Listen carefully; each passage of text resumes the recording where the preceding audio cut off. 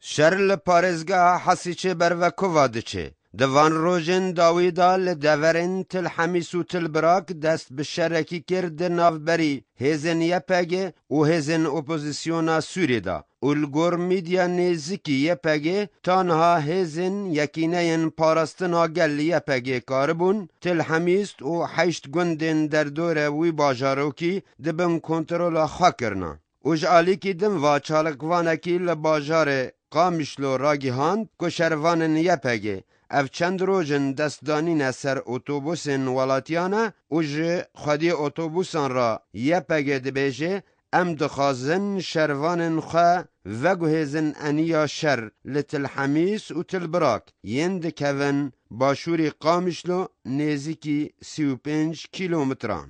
او پشترا واترن بیلان لخودیان وگرینن. ایرشن ایروین یپگه لتل حمیس و تل براک هاتن که پشتی دوی مهیدا کتیبا ابوالجبل تولیهزن یکینین پارستنا گل بو و هر وها جیدرن هفپیمانا نشتمانیا سوری یدج به رژیم اسد راگهاندن که او ایرشن جدسی آلیان دا تنسر تل براک و تل حمیس جهزن رژیم اسد و ارتشا برگیا نشتمانی او کروانکی که شسترن بیلی او سه تانگان پک دهات ین بسر پیاده و او هین شروع بفچون لوی دوره بردوامن لی تانها هجمارا کشتی و برینداران نهاتی زانینه.